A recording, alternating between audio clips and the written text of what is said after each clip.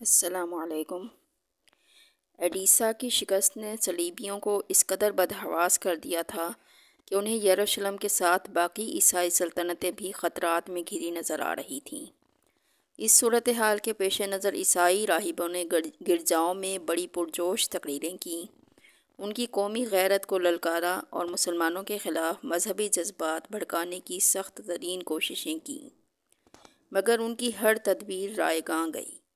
عیسائی اکثریت پادریوں کے حلقہ اثر سے نکل چکی تھی، اور اس کی ایک ہی وجہ تھی کہ زیادہ تر عیسائی راہب بھی عام لوگوں کی طرح بدکارانہ زندگی بسر کرتے تھے۔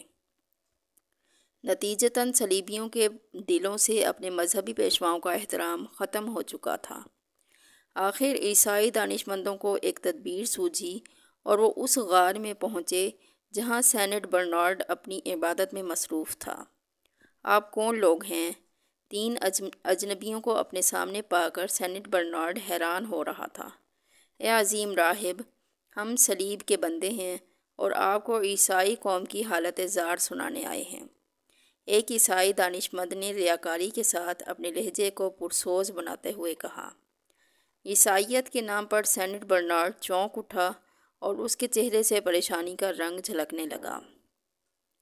صاحبوں، میں تو ایک طویل عرصے سے اس نیم تاریک غار میں پڑا ہوں، مجھے باہر کی دنیا کی کوئی خبر نہیں۔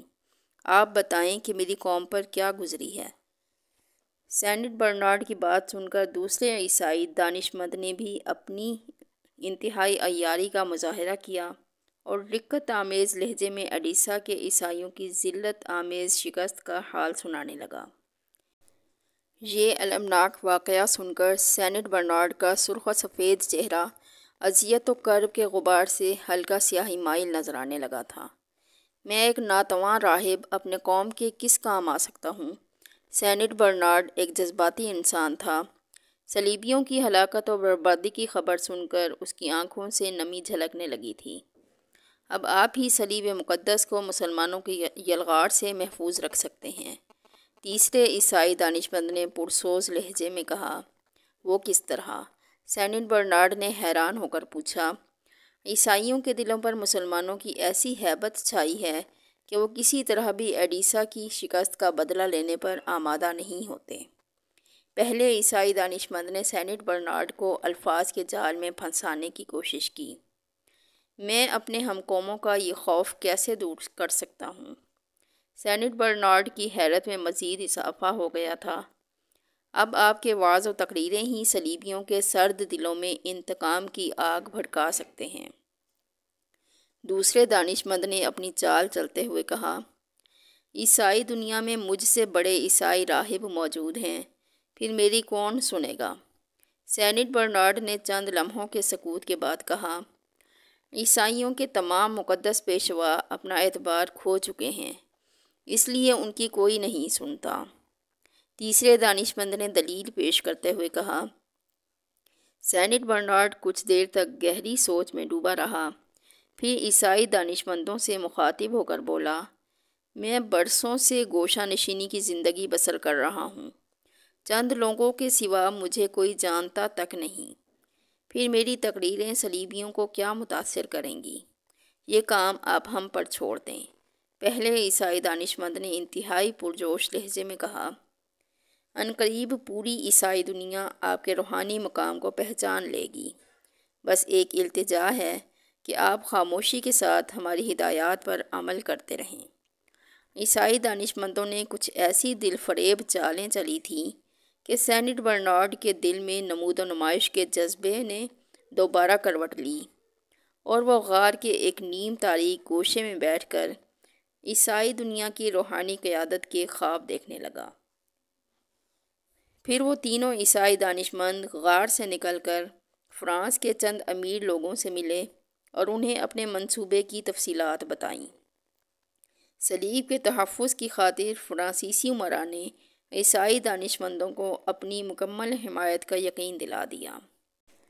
پھر چند روز بعد ہی فرانس کے مشہور شہر ویزلی کے گلی کوچوں میں یہ خبر بڑی تیزی سے گردش کرنے لگی کہ سینٹ برنارڈ ایک خوددار رسیدہ بزرگ ہیں اور ان پر یسوع مسیح کی رحمتیں براہ راست نازل ہوتی ہیں۔ جاہل اور کمزور عقیدے کے عیسائی بہت جلد ان خبروں سے متاثر ہونے لگے اور غار سے باہر لوگوں کا ہجوم رہنے لگا۔ اس ہجوم میں غربت و افلاس زدہ عیسائی بھی شامل تھے اور بیمار و ناکارہ بھی۔ عیسائی دانشمندوں کو ویزلی کے امراء کی درپردہ حمایت حاصل تھی، اس لیے بڑے منظم طریقے سے منصوبہ سازی کی گئی تھی۔ سینٹ برنارڈ جس غار میں 15 سال سے مقیم تھا، وہ ایک ویران علاقے میں واقع تھا۔ عیسائی دانشمندوں نے ویزلی کے امراء کے تعاون سے 7 طاقتور محافظ غار کے دروازے پر کھڑے کر دیے اور ان کے بارے میں مشہور تھا کہ وہ سینٹ برنارڈ کے خدمتگار ہیں، جن کی اجازت کے بغیر کوئی شخص غار کے اندر نہیں جا سکتا تھا۔ پھر جب رات کا اندھیرا پھیل جاتا تھا تو عیسائی دانشمند اپنی مرضی کے چند آدمی غار میں داخل کر دیتے تھے۔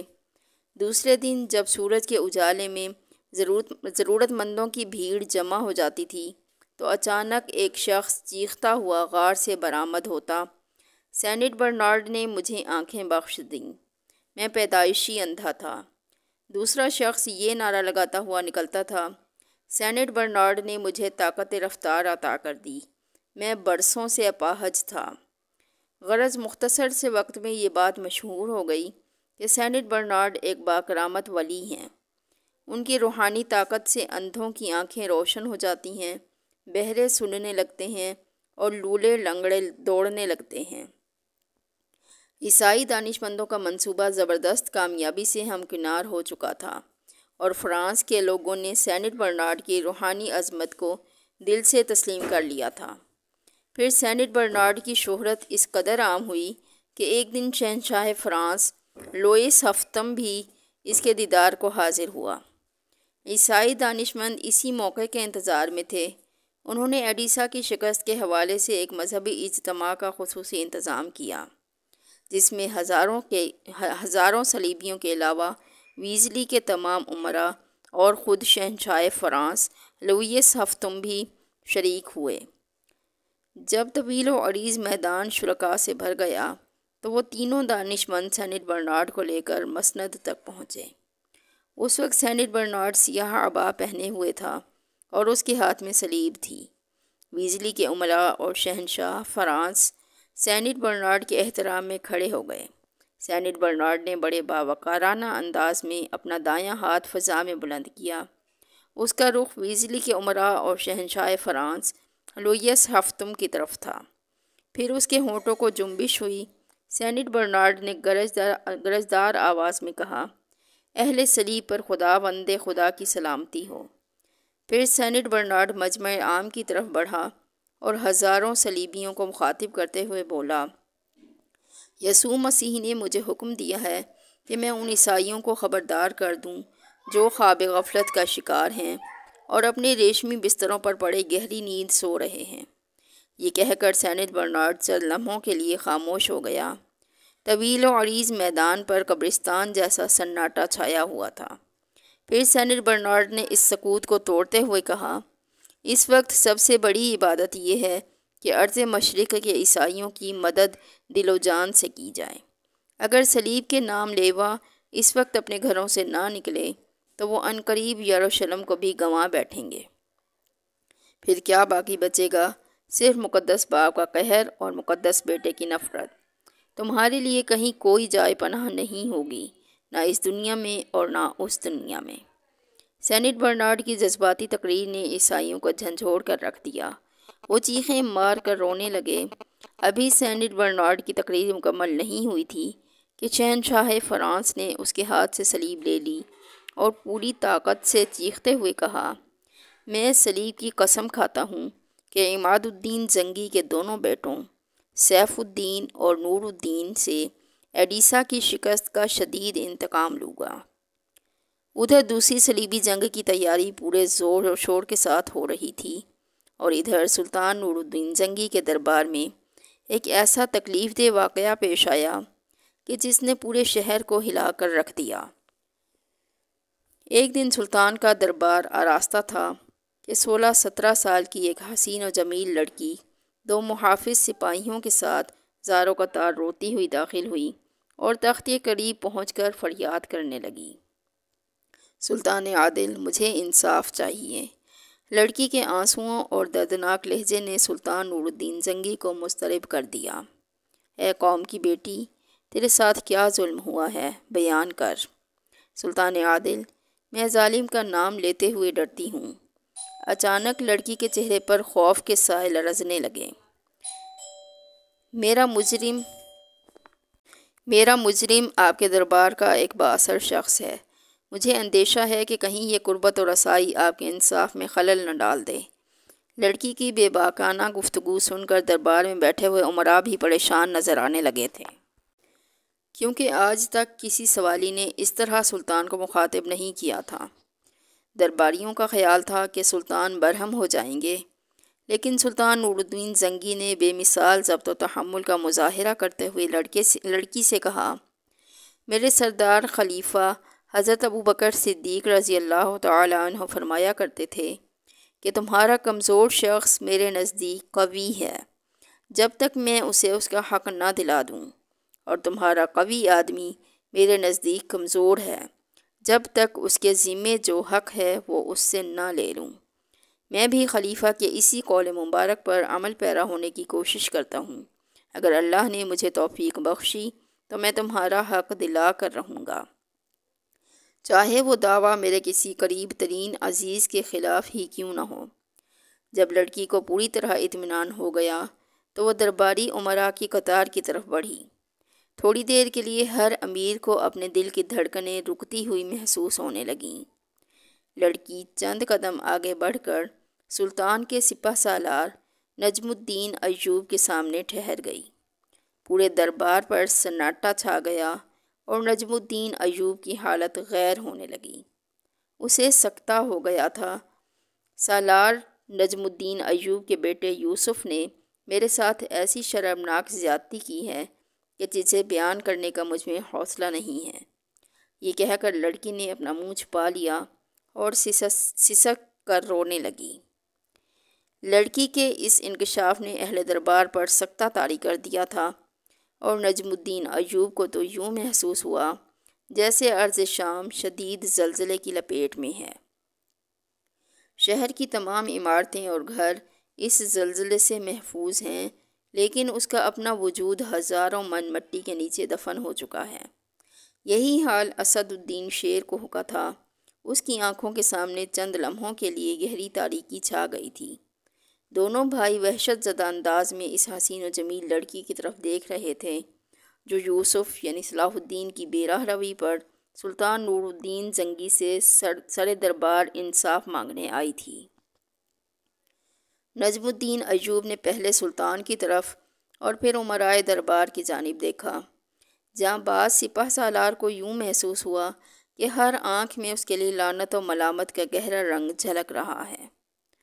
ابھی نجم الدین ایوب ذہنی اور قلبی اذیت میں مبتلا تھا کہ سلطان نور الدین زنگی کی پرجلال آواز دربار میں گونجی، نجم الدین، تم نے سن لی اس غمزدہ لڑکی کی فریاد۔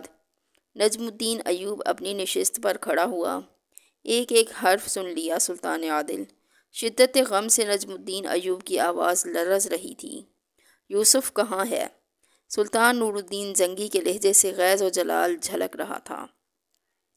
وہ کل رات سے شدید بخار میں مبتلا ہے، اس لیے دربار میں حاضر نہ ہو سکا۔ اگرچہ نجم الدین ایوب ایک جانباز سالار تھا اور میدان جنگ میں ہمیشہ سر بکف رہتا تھا، لیکن بیٹے کے اس ممکنہ جرم نے فولاد کے اعصاب رکھنے والے اس سپاہی کے جسم اور زبان میں ارتعاش پیدا کر دیا تھا۔ تم خود ہی اس تک ہمارا یہ پیغام پہنچاؤ کہ کل وہ بہر صورت دربار میں حاضر ہو۔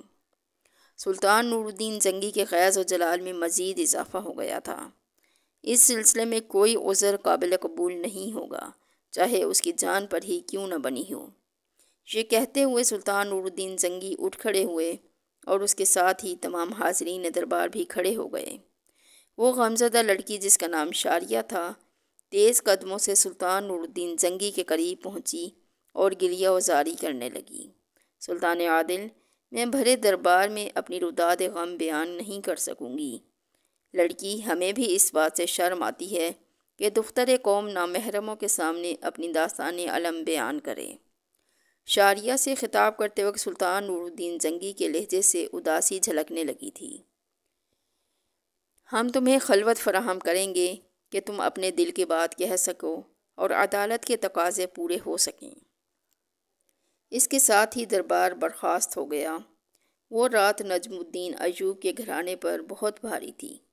ست الملک خاتون کا روتے روتے برا حال ہو گیا تھا۔ نجم الدین ایوب اور اسد الدین شیر کوہ بخار میں مبتلا یوسف پر برس رہے تھے۔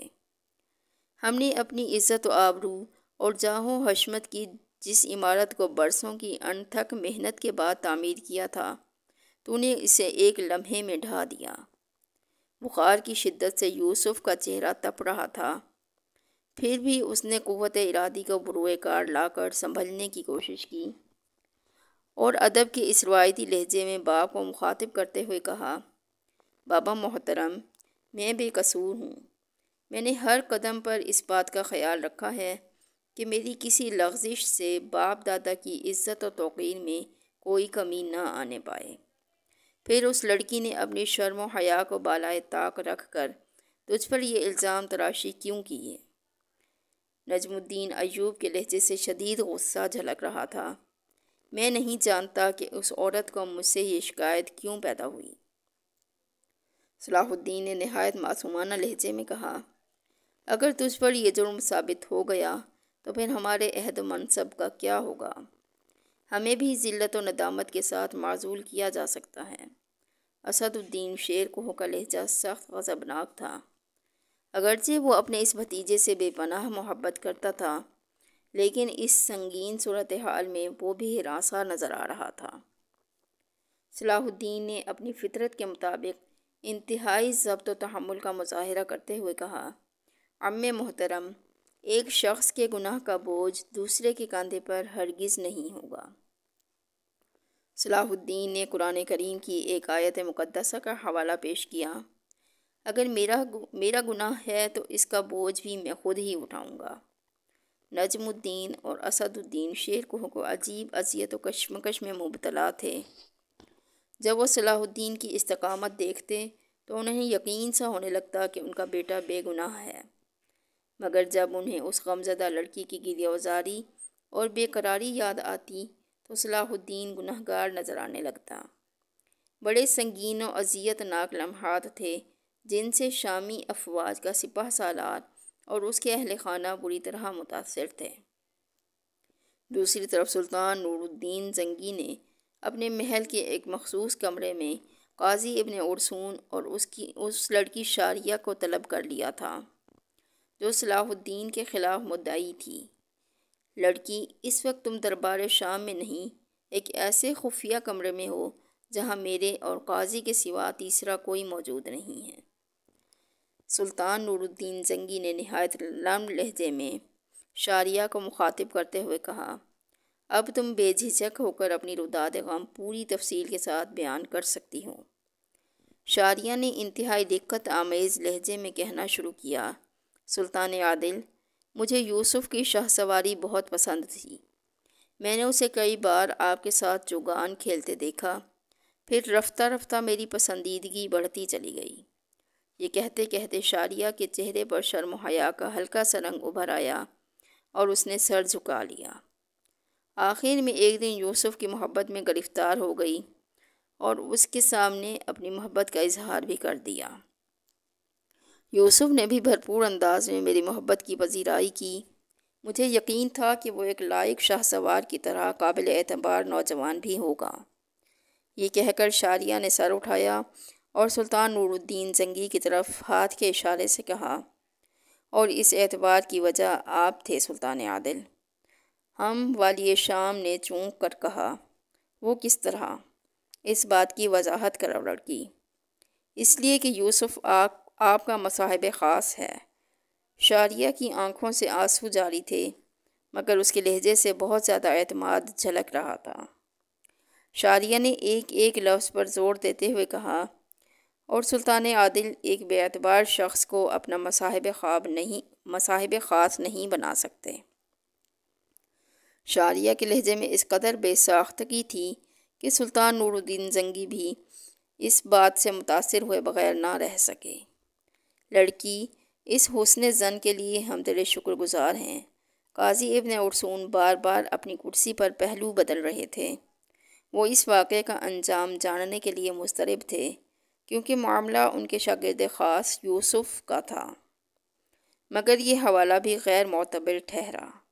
یکایک شاریہ کے بہتے آنسوؤں میں تیزی آ گئی تھی۔ یوسف نے مجھے دھوکہ دیا، کچھ دن شادی کرنے کے فریب مبتلا رکھا، اور پھر ایک روز ٹھکرا دیا۔ اپنے تمام وعدوں سے منحرف ہو گیا وہ۔ ہو سکتا ہے کہ تمہارے اور یوسف کے خیالات میں ہم آہنگی نہ ہو۔ قاضی ابن ارسطون نے شاریہ کو مخاطب کرتے ہوئے کہا، اس صورت میں مرد و عورت کا الگ ہو جانا ہی مناسب ہے، تاکہ شادی کے بعد ازدواجی زندگی ایک عذاب نہ بن جائے۔ شاریہ زار و قطار رونے لگی۔ مجھے یوسف کی بے وفائی کا گلہ نہیں، مگر اس نے میرے ساتھ جو ناروا سلوک کیا اس کا ازالہ کون کرے گا؟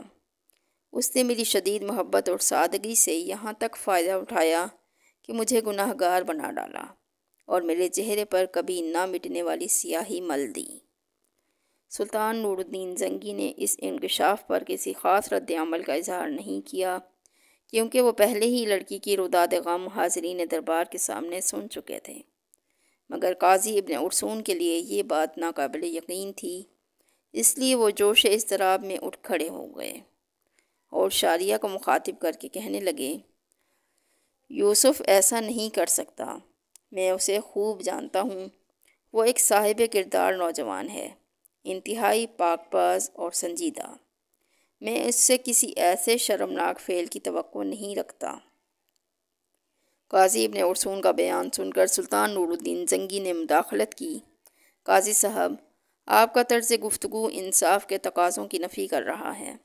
آپ اس وقت اپنے جذبات کی گرفت میں ہیں، اس لیے کہ یوسف آپ کا شاگرد خاص ہے۔ سلطان عادل، میں اپنے اس اضطراری عمل پر نادم ہوں۔ بے شک میں یوسف کے معاملے میں بہت زیادہ جذباتی ہو گیا تھا۔ یہ کہہ کر قاضی ابن ارسطون دوبارہ اپنی نشست پر بیٹھ گئے۔ پھر شاریہ سے مخاطب ہو کر بولے، لڑکی، کیا تمہارے والدین اس المناک واقعے سے باخبر ہیں؟ بدقسمتی سے میرے ماں باپ اس دنیا میں موجود نہیں ہیں۔ شاریہ نے انتہائی رقت آمیز لہجے میں کہا، میرا کوئی ولی وارث نہیں، بہت دور کے ایک عزیز کے پاس رہتی ہوں۔ کیا تم اس سلسلے میں کوئی گواہ پیش کر سکتی ہو؟ قاضی ابن ارسطون نے شاریہ سے سوال کیا۔ غریبوں کا کون گواہ ہوتا ہے؟ شاریہ نے روتے ہوئے کہا، بس اللہ ہی میری محبت کا گواہ ہے۔ اطمینان رکھو لڑکی، تمہارے ساتھ پورا انصاف ہوگا۔ اس واقعے کی مکمل تفصیلات سننے کے بعد سلطان نور الدین زنگی نے انتہائی پرجلال لہجے میں کہا، عدالت کے فیصلے میں کوئی رشتہ اور کوئی منصب خلل انداز نہیں ہو سکتا، چاہے مجرم نور الدین کا مصاحب خاص ہو یا قاضی ابن ارسطون کا شاگرد خاص۔ سلطان عادل، مجھے امان دی جائے۔ یکایک شاریہ کے چہرے پر گہرے خوف کے سائے لرزنے لگے۔ میں ایک بے سہارا لڑکی ہوں اور وہ بہت طاقتور لوگ ہیں، مجھے اپنی جان کا خطرہ ہے۔ سلطان نور الدین زنگی نے اسی وقت فرمان جاری کر دیا کہ جب تک شاریہ کے مقدمے کا فیصلہ نہیں ہو جاتا، وہ اس وقت تک محل کی کنیزوں میں شامل رہے گی۔